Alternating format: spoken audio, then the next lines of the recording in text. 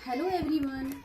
आज मैं आप सबको डीएलएड फर्स्ट ईयर की क्लास लेकर उपस्थित हूँ और इसमें आज मैं सब्जेक्ट है F6 शिक्षा में जेंडर और समावेशी परिवेश, इस सब्जेक्ट से आज का टॉपिक मैं लेकर आई हूँ समावेशी शिक्षा आवश्यकता।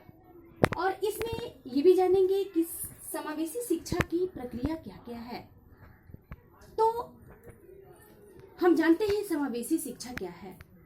समावेशी शिक्षा शिक्षा की एक वह प्रणाली है जिसमें शिक्षा का समावेशीकरण यह बताता है कि विशेष शैक्षणिक आवश्यकताओं की पूर्ति के लिए एक सामान्य छात्र और एक दिव्यांग को समान शिक्षा प्राप्ति के अवसर मिलने चाहिए।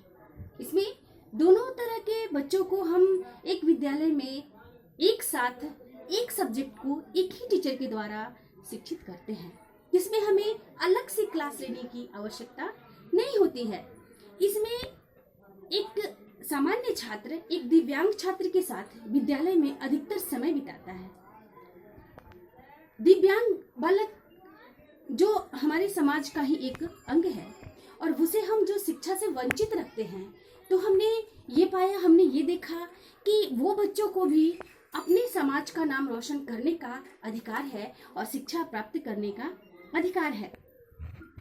समावेशी शिक्षा एक प्रकार की ऐसी प्रक्रिया है जिसके द्वारा किसी भी भेदभाव को न रखते हुए और बिना अंतर किए हुए समाज के प्रत्येक वर्ग को शिक्षा प्रदान की जाती है, ताकि समाज के सभी बालकों को एक स्तर पर लाया जा सके। जैसे सामान्य बालक शिक्षा ग्रहण करते हैं और आने वाले भविष्य में अपने जीवन को एक जीविकोपार्जन देते हैं, उसी प्रकार से एक दिव्यांग बालक भी इस समाज का जो धरोहर है वो भी आने वाले समय में शिक्षा प्राप्त करके अपने जीविकोपार्जन से अपने परिवार की आर्थिक स्थिति मजबूत कर सकता है। तो इसमें बिना भेदभाव किए, ताकि समाज के सभी बालकों को एक स्तर पर लाया जा सके। सभी बालक को जीने की इच्छा है, सभी बालक को शिक्षा प्राप्त करने की इच्छा है। जैसे शैक्षिक समावेशन में प्रयोग की जाने वाली कुछ विधियां हैं, जैसे विभिन्न प्रकार की, जैसे समावेशी विधियां अन्य विधियों से भिन्न है। ये विधि जो है वो समावेशी शिक्षा प्रणाली में छात्रों की मानसिक स्तर का विशेष रूप से ध्यान दिया जाता है। इसमें छात्र की मानसिकता क्या है इसे जानकर और हम उसके उस मानसिकता में यदि कमी है तो उसे हम दूर करते हैं। शैक्षिक समावेशन प्रतिभाशाली एवं सामान्य बालक दोनों के लिए उपयोग किए जाते हैं, ताकि दोनों ही ये जो प्रतिभाशाली बालक हैं और सामान्य बालक जब एक साथ एक ही वर्ग में एक ही विद्यालय में बैठते हैं और एक ही टीचर के द्वारा जब एक साथ किसी भी सब्जेक्ट को किसी भी विषय को पढ़ते हैं, तो उस समय उनके अंदर ऐसी भाव नहीं होती कि हमें ये शिक्षा या इस प्रकार की शिक्षा नहीं मिली। और शिक्षक उन सभी बालकों को, उन सभी बच्चों को एक समान शिक्षा देता है।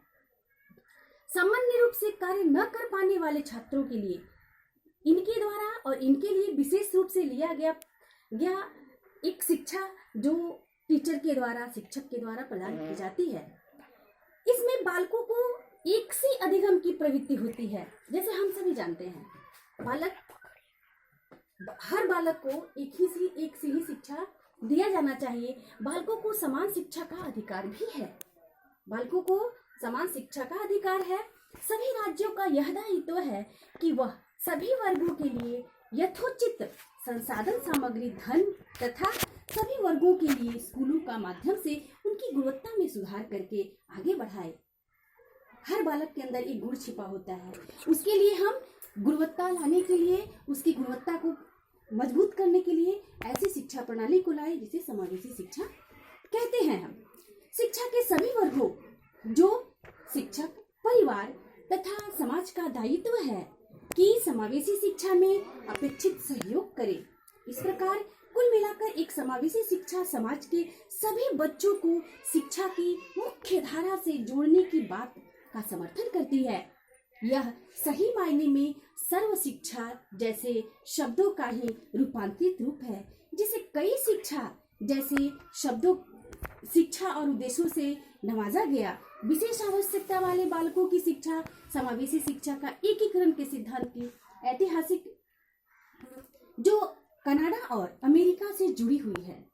इसका जो इतिहास है वो कनाडा और अमेरिका से जुड़ी हुई है।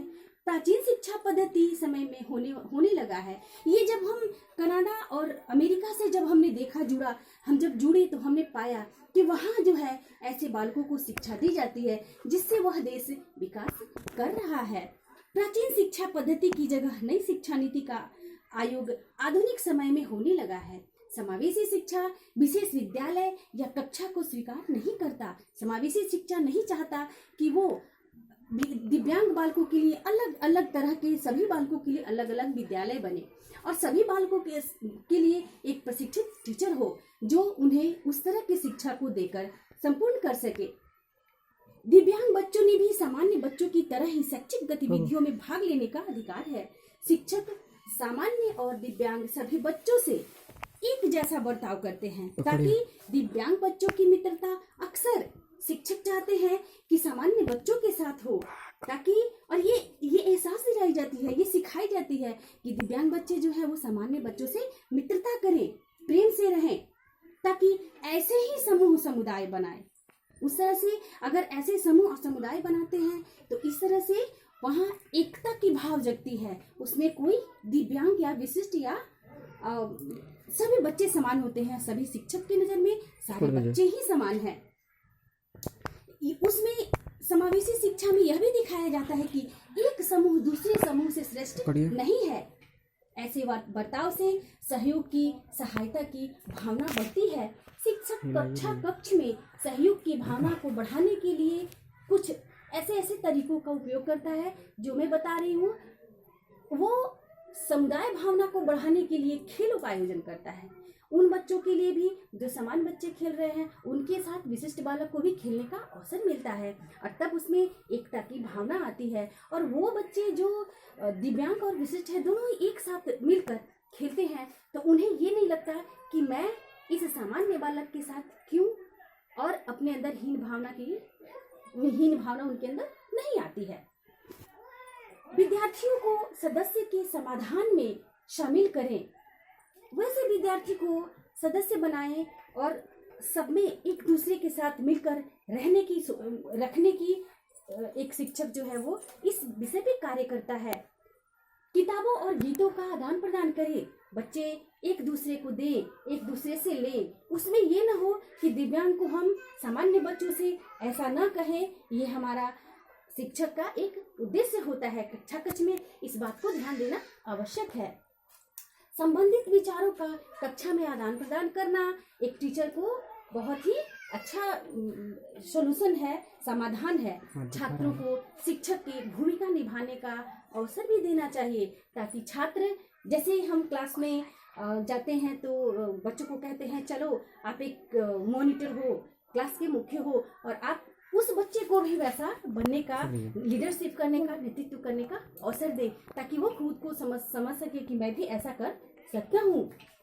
विभिन्न क्रियाकलापों के लिए छात्रों का दल बनाए और उस दल में ये बताए कि वो कैसे खेलेगा, कौन सा खेल खेले, कौन सी कहानी कहे, और आनंददायी वातावरण का निर्माण करे। जब एक शिक्षक आनंददायी वातावरण का निर्माण करता है तो बच्चे, वो चाहे सामान्य हो, वो चाहे विशिष्ट हो, ये समावेशी शिक्षा में वो क्लास जो है, वो कक्ष जो है वो आनंददायी होता है। एक शिक्षक के साथ एक निरीक्षण होना आवश्यक है। निरीक्षण क्यों होना आवश्यक है? ताकि एक शिक्षक जब पढ़ा रहा है तो वही शिक्षक उस समय ये भी देखे, ये भी निरीक्षण करे कि क्या मेरा वो विशिष्ट बालक मेरा क्लास अच्छा से ले रहा है। हो सकता है वो विशिष्टता में जैसे श्रवण बाधित है या वो दृष्टि बाधित है, तो उन दोनों बालकों के लिए मुझे कैसे क्लास लेना चाहिए, कैसे मैं बोल के पढ़ाऊं, कैसे मैं इशारा करके पढ़ाऊं या मैं बोर्ड पर नोट करके पढ़ाऊं। इस प्रकार से हम इसे समावेशी शिक्षा में हम एक साथ एक क्लास के सामने हम रखते हैं ताकि क्लास आनंददायी बन सके। आइए अब हम देखते हैं कि आवश्यकता, समावेशी शिक्षा की आवश्यकता क्यों है। समावेशी शिक्षा की आवश्यकता को मैंने यहाँ नोट किया है। यहाँ है, समावेशी शिक्षा प्रत्येक बालक के लिए उच्च और उचित उम्मीदों का साथ उसकी व्यक्तिगत शक्तियों का विकास करे। क्या कि समावेशी शिक्षा में ये देखा गया कि वो शिक्षक एक ही कक्षा में प्रत्येक बालक, वो चाहे सामान्य हो वो चाहे विशिष्ट हो, प्रत्येक बालक के लिए उच्च, जो बालक सामान्य है वो भी देखने में आता है कक्षा में, अगर कोई एक प्रश्न करता है शिक्षक तो उसमें दिव्यांग बच्चा वो क्या करता है, दिव्यांग बालक उस चीज को ध्यान पूर्वक सुनता है और प्रश्न का उत्तर देने के लिए जागरूक उसको करे, लेकिन वो अपनी जागरूकता को, अपनी इच्छा को दबा देता है। क्यों? क्योंकि वो उसके अंदर एक छोटी सी हीन भावना है जो उसकी उस आकांक्षा को दबाए रखती है, लेकिन वहाँ इसकी आवश्यकता है कि हम उस भावना को जागृत करें ताकि वो बच्चा उस प्रश्न का उत्तर देने के लिए हाथ उठा सके, इसलिए उसकी शक्तियों का विकास करें। समावेशी शिक्षा अन्य बच्चों, उनके व्यक्तिगत आवश्यकताओं और क्षमताओं के साथ व्यापक विकास, अन्य बच्चों जो हमारे अन्य बच्चे हैं उस क्लास में और विशिष्ट बालक हैं, विशिष्ट बालक बहुत कम होते हैं, जैसे यह दिव्यांग बालक, विशिष्ट बालक बार बार प्रश्नों का उत्तर देने के लिए हाथ उठाता है या उस चीज को, उस प्रश्न को तुरंत उत्तर देने के लिए खड़ा होकर के दे देता है, और उस समय जो अन्य बालक है जैसे दिव्यांग बालक है वो क्या करता है, उठा हुआ बालक भी उस बालक के सामने वो क्या करता है कि वो बैठ जाता है, नहीं बता पाता है। तो उस समय हमें क्या करना है कि उस बालक को प्रोत्साहन करना है और उनकी क्षमताओं के साथ व्यापक विकास, हर तरह के विकास, सर्वांगीण विकास, व्यापक विकास करना है। अगला है सम्मान और अपनेपन की स्कूल संस्कृति। सम्मान, उस बालक को भी हमें समान बालक की तरह सम्मान देना है और उसकी जो स्कूल संस्कृति, विद्यालय में हमें सिर्फ एक ही बच्चे पे फोकस न देकर, एक ही बच्चे को प्यारा न मानकर उस बच्चे को भी सबके समान माने और उस संस्कृति में उसे शामिल करें। अगला हमारा है कि सभी बच्चों के साथ उम्र सापेक्ष कक्षा जीवन में भाग लेने को अभिप्रेरित करें। जब हम सारे बच्चे को उम्र सापेक्ष में लाएंगे और सबको एक साथ क्लास में बैठकर और हर गतिविधि में उसको कक्षा में कि आप भी भाग ले सकते हो, आप भी बोल सकते हो, आप भी सामने आकर के कुछ बोल सकते हो, कह सकते हो, कोई भी अपनी कला को बाहर निकाल सकते हो, तो उस तरह से उसे हमें अभिप्रेरित करना होगा। अब मैं बताई थी कि प्रक्रिया, समावेशी शिक्षा में 4 प्रक्रिया है। पहला है हमारा मानकीकरण। प्रक्रिया है जो प्रतिभाशाली बालकों तथा युवकों को जहां तक संभव हो कार्य सीखने के लिए सामाजिक वातावरण पैदा करे। ऐसा वातावरण जिससे उसे ये लगे कि मैं भी इस कार्य को जो बड़ा ही कठिन है मैं कर सकता हूँ, मैं भी आगे बढ़ करके अपने भविष्य में डॉक्टर, इंजीनियर या अच्छा एक शिक्षक बन सकता हूँ। दूसरा है संस्था रहित शिक्षा।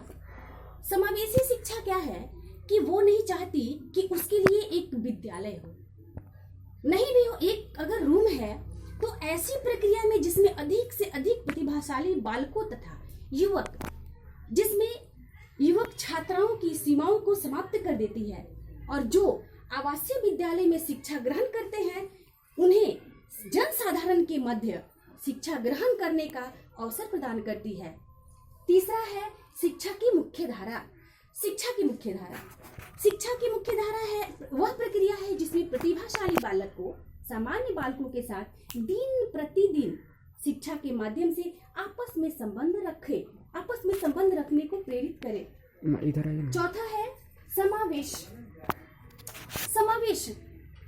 ये बहुत ही मुख्य और इम्पोर्टेंट है। जो समावेश वह प्रक्रिया है जो प्रतिभाशाली बालकों को प्रत्येक दशा में सामान्य शिक्षा कक्ष में उनको शिक्षा के लिए लाती है, जहां विशिष्ट और सामान्य दोनों बालक मिलकर बैठकर एक साथ सहयोग देकर पढ़ते हैं और इसमें पृथक्करण के विपरीत वो क्या करते हैं, समन्वित होते हैं। और पृथक्करण क्या है? पृथक्करण वो प्रक्रिया है जिसमें समय का विशिष्ट समूह अलग से पहचाना जाता है।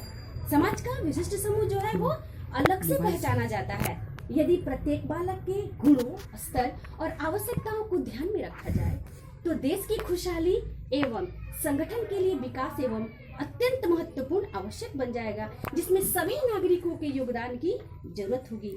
सामाजिक समानता का पहला पाठ स्कूलों में पढ़ाया जाता है। समावेशी शिक्षा इसके लिए अत्यंत और उपयुक्त स्थल है। समावेशी शिक्षा इसमें गुणवत्तापूर्ण शिक्षा पर यह आधारित है। इस शिक्षा प्रणाली में दैहिक, मानसिक, संवेगात्मक एवं सामाजिक सांस्कृतिक आवश्यक तत्वों की पूर्ति करता है और मूलभूत सिद्धांत जैसे पाठ्यक्रम और शिक्षण विधियों को लचीलापन बनाने में विशेष बल देता है। तो यह स्पष्ट हो गया कि ऐसी शिक्षा प्रणाली से गुणात्मक शिक्षा का विकास होता है। Thank you.